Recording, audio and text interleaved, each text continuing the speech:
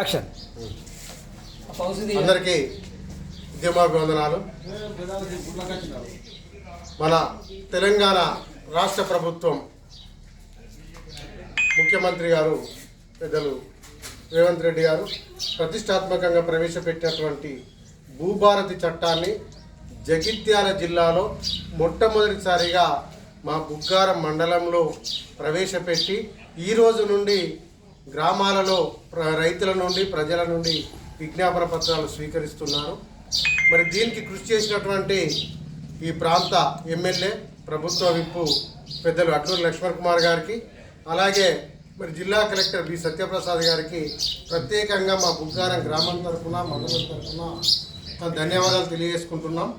ఎందుకంటే మొట్టమొదటిసారిగా జిల్లాలో 20 మండలాలు ఉన్నప్పటికీ కూడా మా బుగ్గారం మండలంలోనే భూ సమస్యలు ఎక్కువగా ఉన్నాయని గుర్తించి ఈ సమస్యల పరిష్కారం కొరకు ఈ రోజు నుండి 16వ తారీఖు వరకు ఈ రెవెన్యూ సదస్సులు నిర్వహించడానికి తగిన ఏర్పాట్లు చేసినందుకు ప్రత్యేకంగా మీకు ధన్యవాదాలు తెలియజేసుకుంటున్నాం.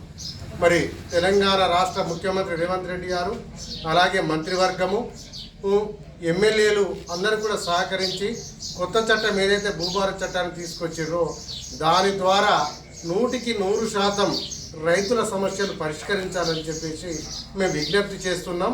దీంట్లో రెవెన్యూ అధికారులు కావచ్చు, ఇతర శాఖల అధికారులు కావచ్చు, అవినీతికి పాల్పడకుండా, అవినీతికి చోటు చేసుకోకుండా ఈ సమస్యలను పరిష్కరించి రైతులను ఆదుకోవాలని కూడా మేము విజ్ఞప్తి చేస్తూ ఉన్నాం. దాదాపు గత 2 దశాబ్దాలుగా అనేక భూ సమస్యలతోటి రైతులు ప్రజలు ఇబ్బందులు పడుతున్నారు. ఆర్థికంగా కూడా చాలా నష్టపోయారు.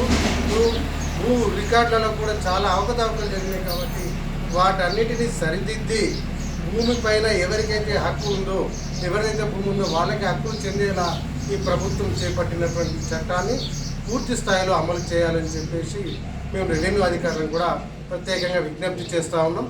మరొకసారి జిల్లా అధికార యంత్రాంగానికి మరియు పాలకులకు ప్రత్యేకంగా మా గ్రామ అభివృద్ధి కమిటీ తరఫున, మండల అభివృద్ధి కమిటీ తరఫున ప్రత్యేకంగా ధన్యవాదాలు తెలియజేసుకుంటూ, రైతులు కూడా ఈ మండలం నుండి ప్రతి ఒక్కరు మీ సమస్యలను అధికారుల దృష్టికి తీసుకెళ్ళి మీ గ్రామాల్లో జరిగే రెవెన్యూ సదస్సులలో తగిన ఆధారాలు కూడా వారికి సమర్పించి మీ సమస్యలు పరిష్కరించుకోవాలని మేము విజ్ఞప్తి చేస్తూ ఉన్నాం.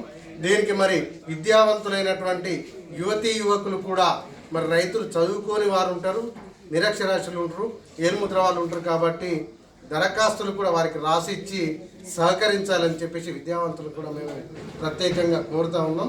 ఇట్టి సదవకాశాన్ని మనందరం కూడా వినియోగించుకొని భూ సమస్యలు లేకుండా 100% మన బుగ్గారం మండలంలో భూ సమస్యలు లేకుండా చూసుకున్నామని చెప్పేసి కూడా మరొకసారి ఆశాభావం వ్యక్తం చేస్తా ఉన్నాం.